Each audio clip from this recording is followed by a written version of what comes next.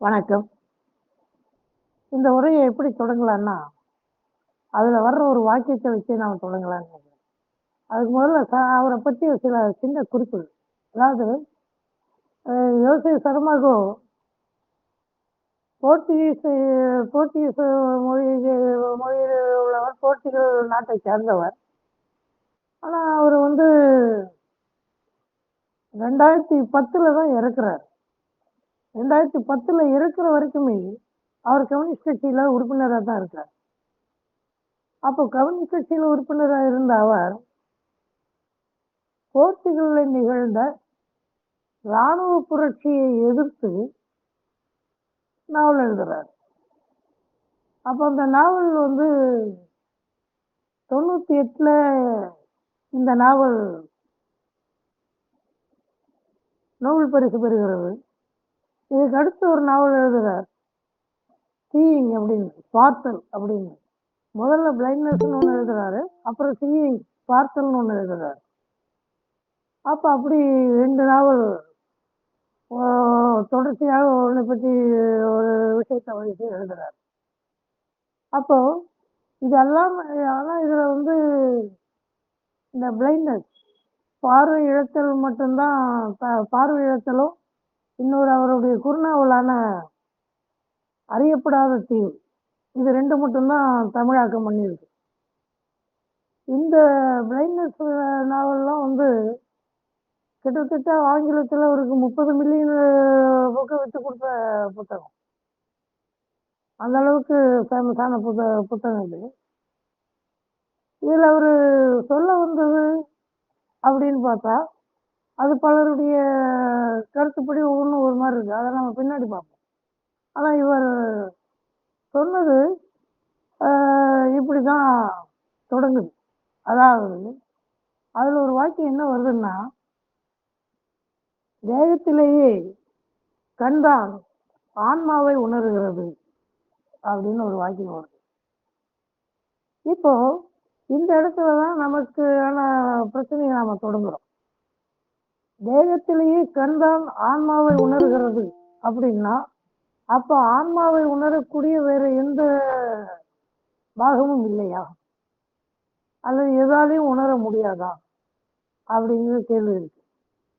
இந்த பார்வையை பற்றி சமூகம் பல்வேறு கோணத்தில் இப்படிதான் ஒரு தப்பு அபிப்பிராயம் வச்சிருக்கு. சைக்காலஜிஸ்ட், அதாவது உளவியலாளர்கள் என்ன சொல்றாங்கன்னா, நம்ம நம்ம உடம்புல 13 இன்ஸ்டிங், 13 உணர்வுகள் இருக்கு அப்படிங்கிறாங்க. அந்த 13ல ஒண்ணுதான் கண்ணு. அப்போ 13ல ஒண்ணு போனா நீ 12 இருக்கும் இல்லையா? இதை இவங்க யோசிக்க மறுக்கிறாங்க.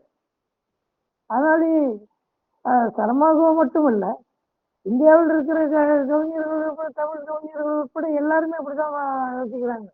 கண்ணதாசன் என்ன எழுதினார் நிலவேணி சாட்சி படத்துல, கண்கள் இரண்டும் குருடானால் காதல் கதைகள் பிறப்பதில்லைன்னு எழுதினார். அப்ப இப்படித்தான் அவங்களுடைய பார்வை இருக்கு. இந்த இப்படிப்பட்ட இந்த கண்ணோட்டத்தை வைத்துக் கொண்டுதான் நாம் இந்த கதையை உள்ளே சென்று பார்க்க வேண்டும். இந்த கதை எப்படி தொடங்குதுன்னா, ஒரு இளைஞர் காரை ஓட்டிட்டு வர்றார்.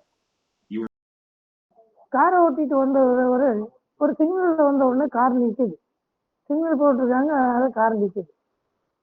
திருப்பி சிக்னல் முடிஞ்ச உடனே காரை எடுக்கிறதுக்கு பாக்குறாரு. அவரு கண்ணு சுத்தமா தெரியல, 2 கண்ணும் தெரியல. அவரால் கார் எடுக்கவே முடியல. அவரு என்ன பண்றதுன்னு தெரியாம குழம்பி அழற நிலைக்கு வந்துடுறாரு. பின்னால காத்திருக்கிறவங்க எல்லாம் ஆர்ன் அடிக்கிறான், திட்டுறான், எல்லாம் பண்றாங்க. இவரால் ஒண்ணுமே சொல்ல முடியல, இவரால் ஒண்ணும் இது பண்ண முடியல. அப்போ ஒரே ஒரு இளைஞன் அவர்கிட்ட அவரை நிலைமை புரிஞ்சுட்டு அவர் என்னன்னு கேட்கிறார். இந்த மாதிரி திடீர்னு கண்ணு தெரியாம போயிடுச்சு, நான் இது கார் எடுக்க முடியல அப்படின்னு ஒண்ணு. சரி விடுங்க, நீங்க வீட்டை சொல்லுங்க, நான் உங்களை கொண்டு போய் டிராப் பண்றேன் அப்படின்ட்டு அவரு கொண்டு போய் டிராப் பண்றாரு. ட்ராப் பண்ணிட்டு இவர்கிட்ட கொஞ்சம் நேரம் உட்காந்து பேசிட்டு சரி நான் வர்றேன் அப்படின்றார். அப்போ இவங்க வீட்டில் அவங்க மனைவி இல்லை. மனைவி வேலைக்கு போனவங்க நான் திரும்பல சொல்லிட்டு போயிடுறாரு. இப்போ போன உடனே இவர் மனைவி வர்றாங்க. மனைவி வந்த உடனே விஷயத்த சொல்றாங்க. இன்னும் இப்படி ஆயிடுச்சு திடீர்னு அப்படின்னு சொல்லிட்டு அந்த அம்மா உடனே சரி டாக்டர்கிட்ட போகலாங்க அப்படின்னு சொல்லி ரெடி ஆகுது. ரெடி ஆகி காரை பார்க்குறாங்க. காரை காணும். கொண்டு வந்து விட்டோம். காரை திருடிட்டு போயிடுறோம். காரை திருடிட்டு போனவன் காரை திருடிட்டு போனவன் அவனும் பிளைண்ட் ஆயிடுவான். ஒரு இடத்துல போய் அவரும் வந்து பார்வையற்றவராக மாறிடுறாரு. அப்போ இந்த டாக்டர்கிட்ட இவங்க போறாங்க. டாக்டர்கிட்ட போகும்போது டாக்டர் பார்க்குறாரு. என்ன புதுமையான ஒரு நோயா இருக்கு, இந்த நோயை பற்றி ஆய்வு செய்யணும். ஏன்னா கண்ணு முழுக்க ஒண்ணுமே தெரியல, வெறும் வெள்ளை படிஞ்சு இருக்கு. வெள்ளை திரை போட்ட மாதிரி இருக்குது கண்ணுல, 2 வெள்ளி. அதனால இது வெள்ளை திட்டு கட்டின மாதிரி இருக்கு. அதனால இந்த நோயை பற்றி ஆய்வு செய்யணும் அப்படிங்கிறார். அவர்கிட்ட ரொம்ப பேர் வர்றாங்க. வர்றவங்களுக்கு எல்லாருக்கும் இதே மாதிரி இருக்கு. இதை பார்த்துட்டு சுகாதாரத்துறைக்கு, அரசு சுகாதாரத்துறைக்கு தகவல் தர்றாரு. இந்த மாதிரி ஆயிட்டு இருக்கு அப்படின்னு. தகவல் தந்து கொஞ்ச நேரத்துல டாக்டருக்கே பார்வை போயிடுது. அப்ப இந்த பார்வை போனவங்க எல்லாரையும் வந்து ஒரு என்ன சொல்லலாம், அதாவது ஒரு அடைக்கல சாலை மாதிரி ஒரு இடம்.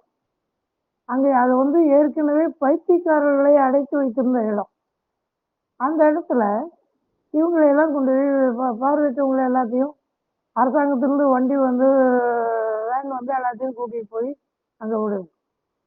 அப்போ அதாவது கண் தெரியாதவங்களுக்கு மட்டும்தான் அங்க இடம்னு சொல்லும்போது எனக்கும் கண்ணு தெரியலன்னு சொல்லிட்டு பொய் சொல்லி டாக்டருடைய மனைவி டாக்டருடைய போய் அந்த அம்மாவும் அங்க இருக்கு. அந்த அம்மாவுக்கு மட்டும் கண் தெரியும். ஆனா அது வெளியே யாருக்கும் தெரியாது. மற்ற எல்லாருக்கும் கண் தெரியல. அதாவது அங்க போய் இப்படியே ஒரு தடவை வந்து சேர்றாங்க. ஒரு உண்மையிலேயே ஒரு பார்வை தெரியாம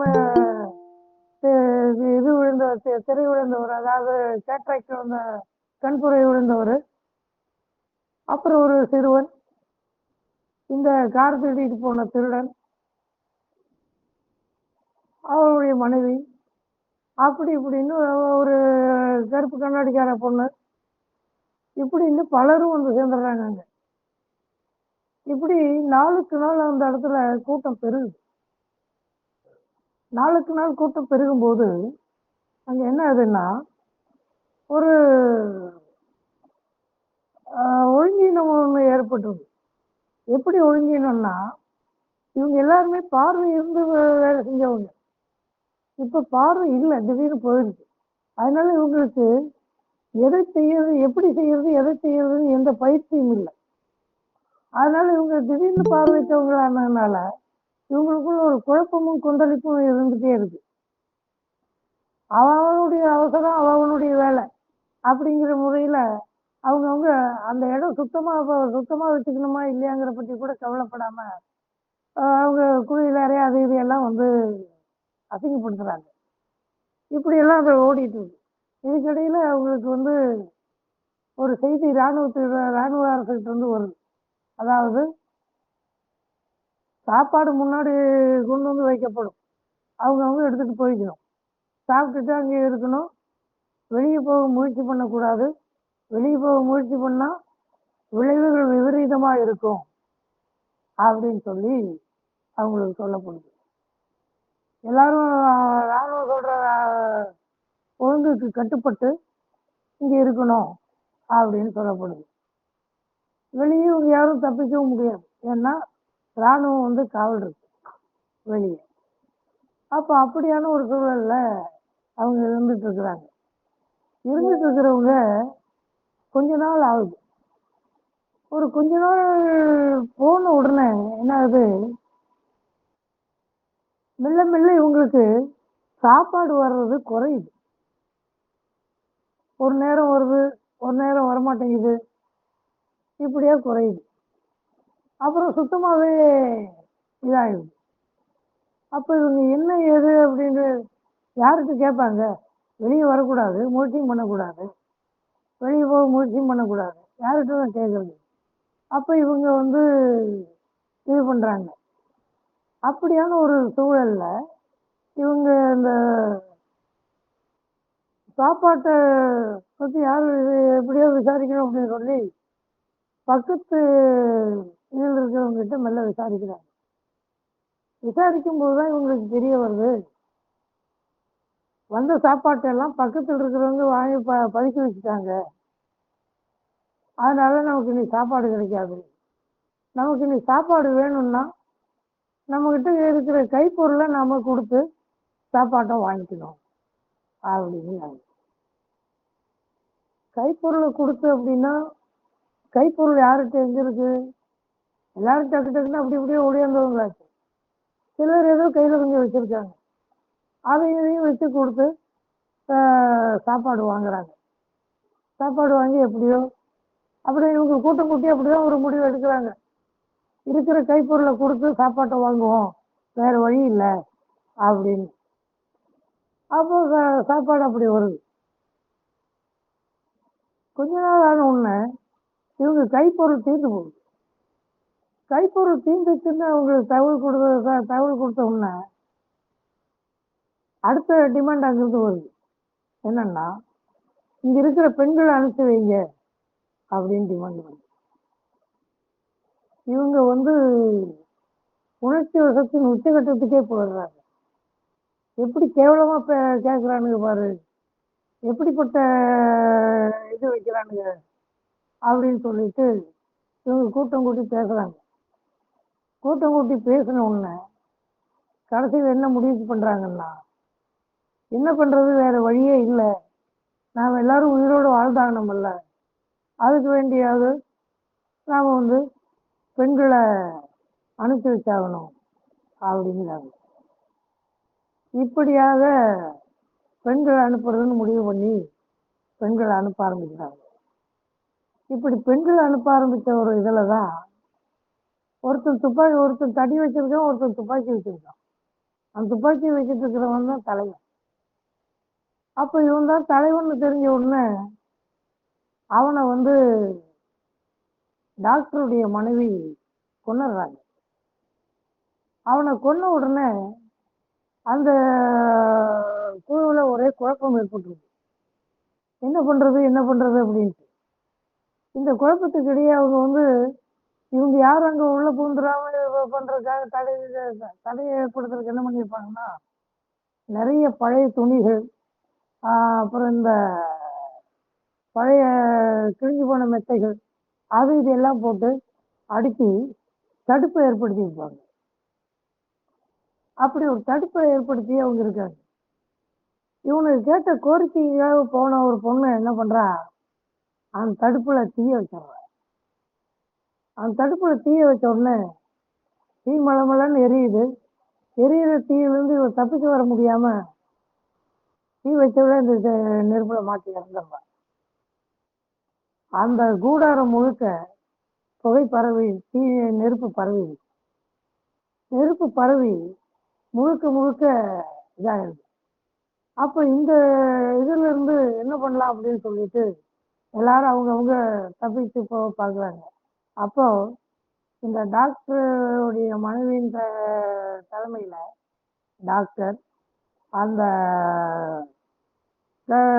கருந்த இவர் கேட்ராக்டால பார்வை இருந்தவர், அப்புறம் இந்த கண்ணாடிக்காரி, அப்புறம் முதல் பார்வையற்றவனுடைய மனைவி, இப்படியாக ஒரு பையன் இப்படியாக ஒரு 6-7 பேர் சேர்ந்து வெளியே வர்றாங்க. வெளியே வரும்போது இதுல நாம குறிப்பிடத்தக்க ஒரு அம்சம் என்னன்னா, இந்த கதை எந்த நாட்டில் நடந்தது அப்படிங்கிறதுக்கான ஆதாரம் எங்கேயுமே இல்லை. கதை முழுக்க சொல்லப்பட்டாலும், பெரிய கதை சொல்லப்பட்டாலும், கதையில் எங்கேயுமே எந்த ஊர் பேரோ எந்த நாட்டின் பேரோ இல்லை. அது மட்டும் இல்லை, கதையில எந்த பாத்திரத்துக்கும் பெயர் இல்லை. எல்லாம் அடையாளங்களை வச்சுதான் சொல்லப்படுது. கண்ணாடிக்காரி, மார்கண்ணுடையவன், இப்படிதான் சொல்லப்பட்டிருக்கே தவிர எங்கேயுமே யாருடைய பேரும் சொல்லப்படல, எந்த பாத்திரத்துடைய பேரும் கிடையாது கதையில. அப்போ இவங்க 7 பேர் ஒரு அணி மாதிரி திரண்டு அப்படியே அந்த இது வழியா, கூடத்து வழியா நடந்து வெளியே போறாங்க. அப்பதான் இவங்களுக்கு தெரியுது, இவங்களுக்காக, அதாவது முதல் பார்வையற்றவன் வந்து ஒரு இதுக்காக வர்றான். அதாவது அந்த கார் திருடுனான் இல்லையா, அவன் வந்து ஒரு தப்பு பண்றான். என்னன்னா, எல்லாரும் சாப்பாட்டுக்கு வரிசைக்கு நிற்கும்போது இவனும் வரிசைக்கு நிக்கிறவன் முன்னாடி இருக்கிற பெண்ணை சீன்றான். பெண்ணை சீண்டணும்னா அவன் என்ன பண்றான்னா, அப்படியே காலை பின்புறத்துல வீசுறான். காலை பின்புறத்துல வீசணும்னா கால் ஷூவில் இருந்த ஆணி அவன் காலில் பட்டு நல்லா புண்ணாயிடுது. அந்த புண்ணு ஆறாம இதாயிடுது. அப்போ அவன், அந்த ஆள் என்ன பண்றான், தப்பிக்கிறதுக்காக வெளியே வந்து இது பண்ணி பார்க்குறான். அவன் வெளியே வந்த உடனே இவன் தப்பிக்க பார்க்குறான்னு சொல்லிட்டு இராணுவம் அவனை சுட்டு கொண்டிருக்கு. அப்படி கொன்னு இராணுவம், அப்படியெல்லாம் கொண்டு சிலரை கொன்ன இராணுவம் இப்ப அங்க யாருமே காணும், வெறிச்சோடி கிடக்குது. ஒரு ஆள் கூட காவலுக்கு இல்லை. அப்படின்னு தெரிஞ்ச உடனே இவங்க பாட்டுல வேகமா வர்றாங்க. வந்து இந்த மற்ற 5 பேருடைய வீட்டையும் பாக்குறாங்க. ஒவ்வொரு வீடா போய் பாக்குறாங்க. யாருமே இல்லை, அங்க எந்த வசதியும் இல்லை, யாருமே இல்லை எந்த வீட்லயும். சரின்னு சொல்லி கடைசியா எல்லாரும் டாக்டர் வீட்டுக்கு வர்றாங்க. டாக்டர் வீட்டுக்கு வந்து டாக்டருடைய வீட்டுல அந்த இருக்கிற அப்ப பிடிச்சி வச்சிருந்த தண்ணி, அந்த தண்ணியை வச்சு எல்லாரும் குறைஞ்ச அளவு குளிச்சுக்கிறாங்க. குளிச்சுட்டு டாக்டருடைய ட்ரெஸ்ஸை எடுத்து அவங்கவுங்களுக்கு தகுந்த மாதிரி ட்ரெஸ் எடுத்து அவங்கவுங்க போட்டுக்கிறாங்க. போட்டு அப்படி இது பண்றாங்க. பொழுதுபோக்குறதுக்காக அவங்கள 6 பேரையும் உட்கார வச்சு டாக்டரின் மனைவி புத்தகம் படிச்சு காட்டுச்சு.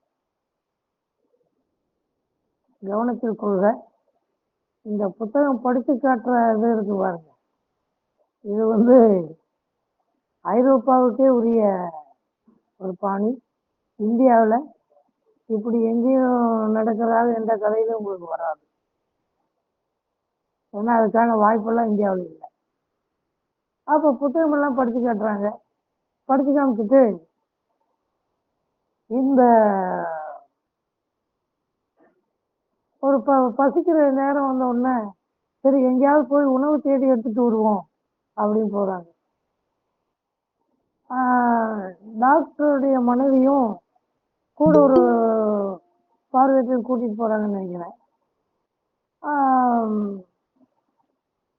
ரோடு முழுக்க ஒரே சாக்கடையும் சகதியுமா இருக்கு. அங்கங்க மிருகங்களின் கழிவும் மனிதர்களின் கழிவும் எல்லாம் கலந்து அங்கங்க ரோடே நாஸ்திகரமா கிடக்குது, நரகம் மாதிரி கிடக்குது. எங்கேயும் எதுவும் இல்லை. எல்லா பேக்கரியும் திறந்து கிடக்குது, எல்லாம் பூட்டி கிடக்குது. எதுவும் யாரும் ஆட்கள் இல்லை, எங்கேயும் எதுவும் இல்லை. கரண்ட் இல்லை, எந்த வசதியும் இல்லை. அப்போ ஒரு ஒரு குரூப், அதாவது ஒரு பார்வையற்ற ஒரு 3-4 பேர் ஒன்று சேர்ந்து உணவை தேடி தேடி அங்க ஒரு பேக்கரிக்கு வர்றாங்க. பேக்கரிக்கு வந்து உணவை எடுக்கிறதுக்கு பண்றாங்க. அப்போ டாக்டர் மனைவி அதுக்குள்ள பூந்து எல்லாத்தையும் எடுத்துட்டு சத்தம் கேட்டு யாருது என்னென்ன எல்லாம் சத்தம் போட்டு ஓடியாரானுங்க. ஆனால் அதுக்குள்ளே இந்த பொண்ணு என்ன பண்ணுது, 7 பேருக்கு வேண்டிய உணவெல்லாம் எடுக்குது. இந்த பொண்ணு வந்தவரையும் கூட்டிட்டு சத்தமெல்லாம் வெளியே வந்துடுது. வெளியே வந்து இது பண்ணிடுறாங்க. அப்படி வந்து இது பண்ணிட்டு இருக்கும்போது இவங்கெல்லாம் சாப்பிட்டுட்டு மீண்டும் படிக்க உட்காந்து படிக்கிறாங்கன்னு நினைக்கிறேன். அந்த படிக்கிற டைமில் இந்த முதல் பார்வையற்றவன் இருக்கிறார் இல்லையா, சிக்னலில் பார்வை இழந்தவன், அவன் தான் முதல்ல கத்துறான், எனக்கு பார்வை வந்துருச்சு அப்படின்னு. கொஞ்ச நேரத்தில் ஒவ்வொருத்தருக்கா பார்வை வந்துடுது. அந்த திரை விழுந்தது இல்லையா, அந்த கேட்ராக்ட் வந்தவர், அவரை தவிர எல்லாருக்கும் பார்வை வந்தது. அவருக்கு எல்லாருக்கும் இப்போ பார்வை வந்துடுது. எல்லாரும் வந்து என்ன பண்ணுறாங்க, ரோட்டில் எட்டி பார்க்குறாங்க. ரோட்டில் ஒரே சத்தம், கோஷம், பார்வை வந்துருச்சு பார்வை வந்துருச்சுன்னு எல்லாரும் கத்துறாங்க. இப்படியாக எல்லோருக்கும் அந்த நாட்டில் பார்வை வந்துடுது. இது இப்படிதான் போகுது அந்த கதை. இந்த கதையில சொல்லப்பட்ட விஷயங்கள் வந்து பின்னவீனத்துவம் பற்றியது,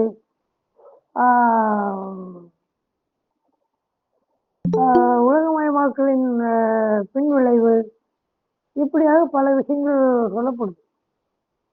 சொல்லப்பட்டது எதா இருந்தாலும் இது ஒரு குறிப்பிட்ட சாராருக்கு வேற சிக்னலை கொடுக்குது, வேற ஒரு என்ன சொல்லலாம், அடையாளத்தை அவங்க பதிவிச்சு. ஏன்னா இந்த கதை வந்த உடனேயே, ஆங்கிலத்தில் மொழிபெயர்க்கப்பட்ட உடனேயே அமெரிக்கா போன்ற நாடுகள்ல பார்வையற்றோருக்காக பாடுபடுகிறவர்களுடைய மத்தியில பெரும் விவாதத்தையும் விமர்சனத்தையும் கொண்டு வந்தது இந்த நாவல். உங்களுக்கு தெரியும், மெட்ரிகால்னு ஒரு மேகசின் 1907 தொடங்கி 2009 நவம்பர் வரைக்கும் 102 ஆண்டுகள் ஃப்ரீயா கொடுத்துட்டு இருந்தாங்கன்னா பாருங்களேன். அந்த மேகசின், பிரெயில் மேகசின் மிக அற்புதமான மேகசின். அப்போ அந்த மேகசினுக்கு, அந்த பத்திரிகைக்கு ஆசிரியராக இருந்த மெல்லர் தன்னுடைய கண்டனத்தை தலையங்கத்தில் வச்சார். இது வந்து ஆண்டாண்டு காலமா நாம வந்து போராடி பெற்று வச்சிருக்கிற நற்கருத்தை வந்து இது அழிக்குது அப்படிங்கிறத அவருடைய குற்றச்சாட்டு.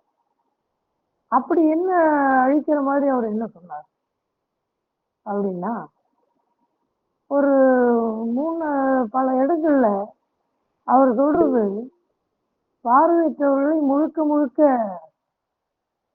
பாதிக்கக்கூடிய மாதிரி இருக்கும்.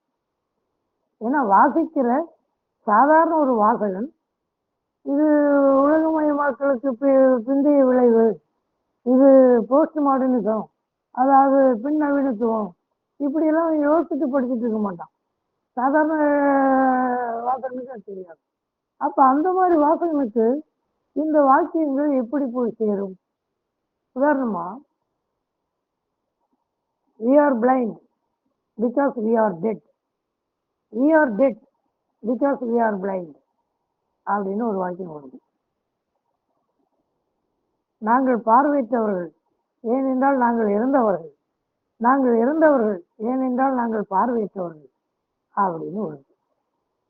இது ஒரு இடத்துல இப்படி வருது. இன்னொரு இடத்துல they don't know how to wash their hands அப்படின்னு வருது. அவர்கள் கைகளை எப்படி கழுவுவது என்று கூட அவர்களுக்கு தெரியாது அப்படின்னு வருது. அதே மாதிரி இன்னொரு இடத்துல they are always at constant war அப்படின்னு வருது. அவர்கள் எப்போதும் சண்டையிட்டுக் கொண்டு இருப்பார்கள். இப்போ சில ஆண்டுகளுக்கு முன்னாடி, அதாவது சுக்ரஸ் பத்திரிகையில என் முருகன் அப்படின்னு தினமணியில எழுதிட்டுப்பார். இப்ப என்ன எழுத காணும், வயசாட்சி எழுதணும் இல்லையான்னு தெரியல. அவர் ஒரு பழைய ஐஏஎஸ், ரிட்டையர்ட் ஐஏஎஸ். அவரு துக்ளக்ல ஒரு கட்டுரை எழுதியிருந்தார். அதுல அவர் ஏதோ இருக்கு டைரக்டரா இருந்த போது, டைரக்டர் செக்ரட்டரியா இருந்த போது, அங்க பணியாற்றின பார்வையற்றவர்கள் எப்போதும் சண்டையிட்டுக் கொண்டிருந்தார்கள் அப்படின்னும், அதுல ஒரு பார்வையற்றவன் வந்து 2-3 மனைவி, 2-3 பெண்களை மணந்திருந்தான் அப்படின்னு எல்லாம் எழுதியிருந்தார். அதுக்கு சிஐடி ஏபி உட்பட நாங்க எல்லாருமே இங்க ஆர்விக்குன்னு ஒரு அமைப்பு இருக்கு கோயம்புத்தூர்ல. அந்த ஆர்விக்கு அந்த லெட்டரை டிராஃப்ட் போட்டு கொடுத்துருந்தான் தான். அதை நாங்கள் கண்டனம் தெரிவித்தோம். அதில் கூட துக்ளக் என்ன பண்ணாருன்னா, நாங்கள் தெரிவித்த கண்டனத்தில் முக்கியமான பகுதியை சத்தமெல்லாம் வெட்டிட்டு அதை போட்டார். ஏன்னா நாங்கள் கேட்டிருந்தோம், ஏதோ ஒரு பிளைண்ட் வந்து செஞ்சதை வந்து உங்களால் பொதுமைப்படுத்த முடியும்னா, 1977 ஜனதா பீரியட்ல டெல்லியில் ஒரு ஐஏஎஸ், அந்த ஐஏஎஸ் வந்து டவுரி கேட்டால் கொடுமைப்படுத்தினார் தன் மனைவின்னு சொல்லி அரெஸ்ட், கோர்ட் வரைக்கும் போய் அரெஸ்ட் ஆனார். அப்போ நாங்கள் எல்லா ஐஏஎஸ் இந்த மாதிரி தான் பண்ணுவாங்கன்னு நாங்கள் பொதுமைப்படுத்த முடியுமா அப்படின்னு கேட்டிருந்தோம். இந்த பகுதியை அவங்க கட் பண்ணிட்டு போட்டிருந்தாங்க. எது சொல்றேன்னா, இந்த இது அத்தோடு நின்று போச்சேன்னா இல்லை. சமீபத்தில் உங்களுக்கு தெரியும், ஒரு ஜியோ ஒன்று போட்டு அரசு அதை வந்து திரும்ப பெற்றுச்சு. அதாவது இந்த பைண்டிங் ஒர்க்கு ட்ரைனிங் இருக்கு இல்லையா, புத்தகம் எல்லாம்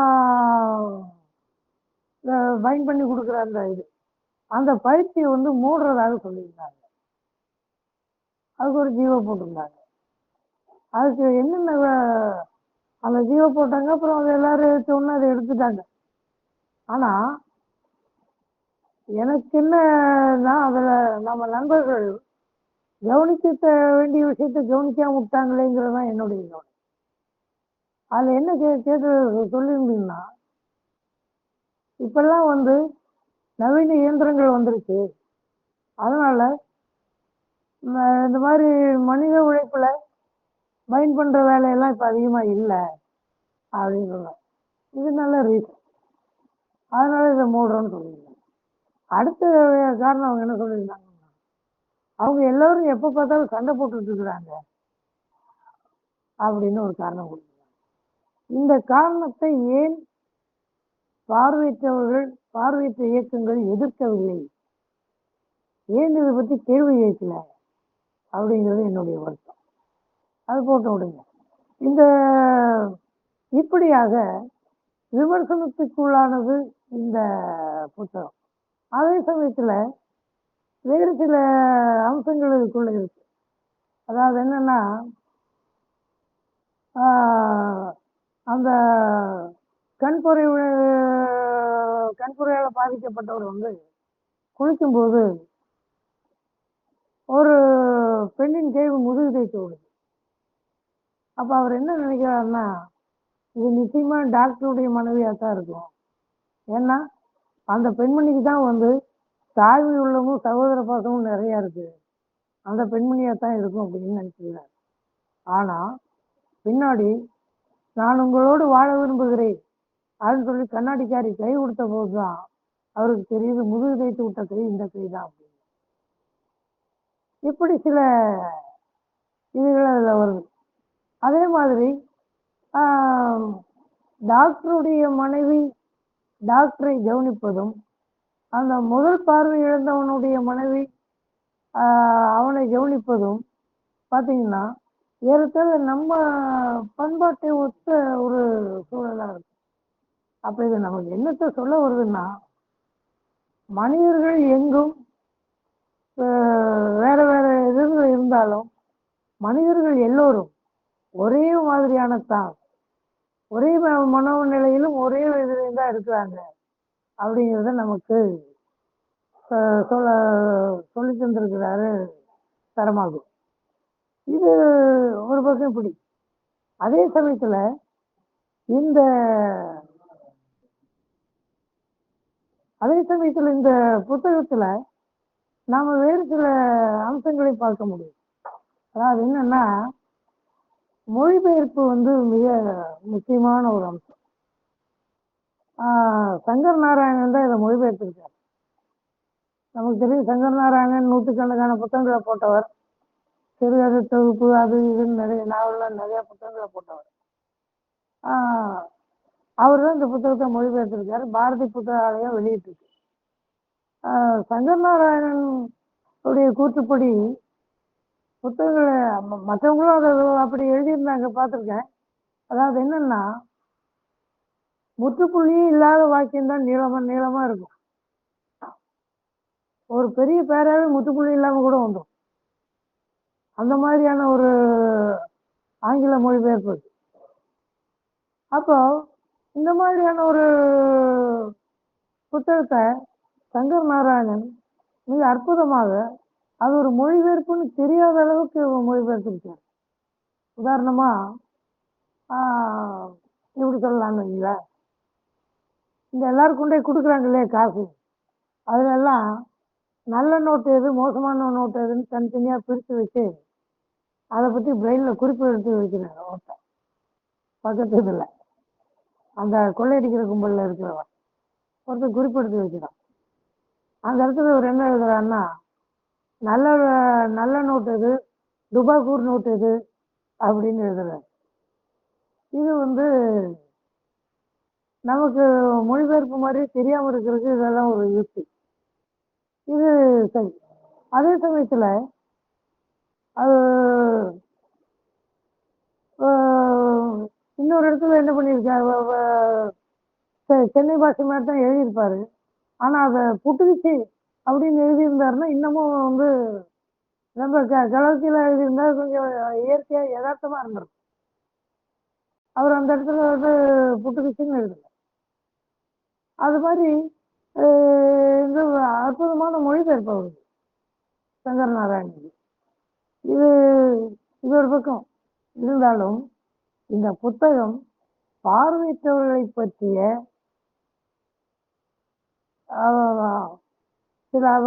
சில பத்தாண்டுகளாக பாடுபட்டு உயர்த்தி பிடித்த சில நல்ல அம்சங்களை உடைத்து சின்ன பின்னமாக்க முயன்றதோ அப்படிங்கிற சந்தேகம் இருக்கத்தான் செய்யுது, எல்லாருக்கும் வரத்தான் செய்யும்.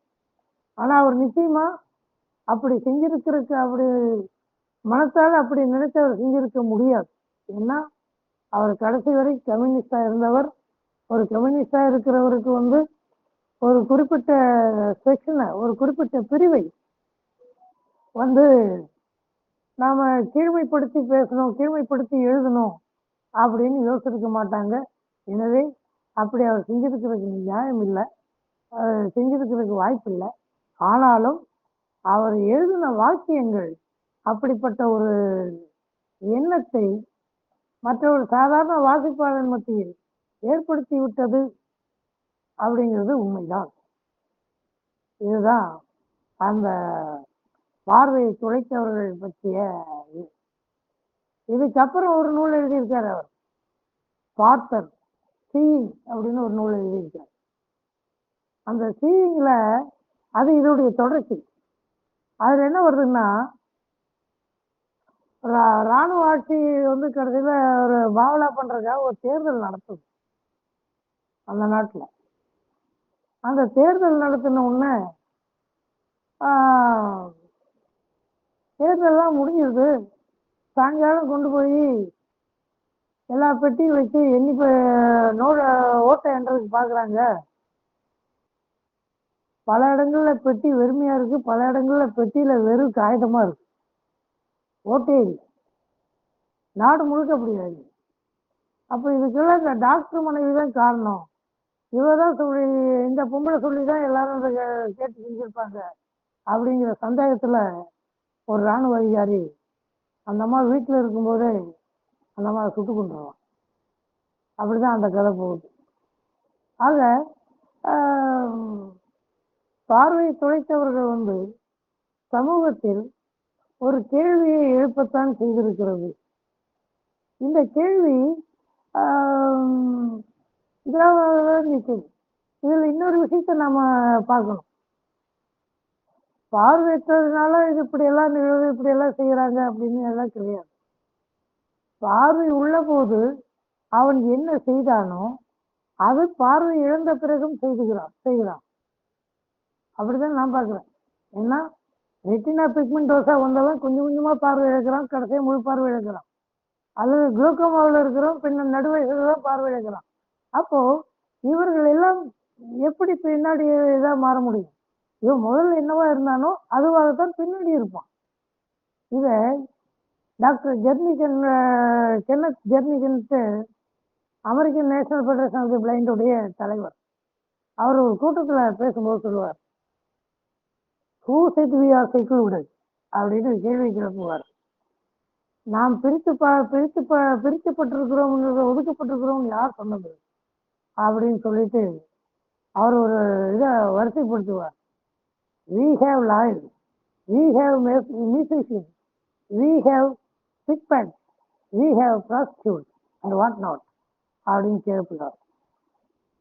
அப்போ சமூகத்துல என்னென்னவா இருக்கிறாங்களோ அவங்க பார்வை இழந்தோம்னா அதே நிலையில தான் இருப்பாங்க. அவர்களுடைய பார்வையில் நிலை மாறி இருக்கிறது, அவர்களுடைய குணத்தின் நிலை மாறவில்லை. அதுதான் அங்க யதார்த்தமான விஷயம். அப்ப இதை புரிஞ்சுக்கிட்டா தான் நாம இந்த இதை புரிஞ்சுக்க முடியும். அப்ப இதை புரிஞ்சுக்கிறதுக்கு சமூகத்துக்கு ஒரு இது தேவைப்படுது. அது அது இந்த நூல் தந்திருக்குமா அப்படின்னா அது கொஞ்சம் கேள்விக்குறியா தான் இருக்கு. ஏன்னா நாம என்ன பண்ணுவோம்னா ஆட்டுபின்னு படிக்க மாட்டோம். எந்த ஒரு நூலையும் நம்ம படிக்கும்போது ஹவ் ஆட்டுபி அப்படின்னு படிக்க மாட்டோம், எப்படி இருக்கணும்னு படிக்க மாட்டோம், ஹவ் இட் இஸ்ன்னு தான் படிப்போம், ஆஸ் இட் இஸ்ன்னு தான் படிப்போம். அப்ப இப்ப இருக்கிற மாதிரின்னு படிக்கும்போது உங்களுக்கு வாசிக்கப்பட்ட நூல்ல என்ன இருக்கோ அதைத்தான் நாம் பார்க்க முடியும். அப்ப அதுதான் நமக்கு ஒரு இதை கொடுக்கும். எனவே இந்த நூல்ல 2 வகையான அம்சமும் இருக்கத்தான் செய்கிறது. அதை யாராவது இனி வரும் காலத்துல அதை பிரிச்சு பார்த்து அதை ஒரு செம்மையா இப்படிதான் பார்க்கணும் அப்படின்னு எழுதுனா நல்லது, எழுதுவாங்கன்னு நம்புவோம். அவ்வளவுதான். நன்றி தோழர்களே.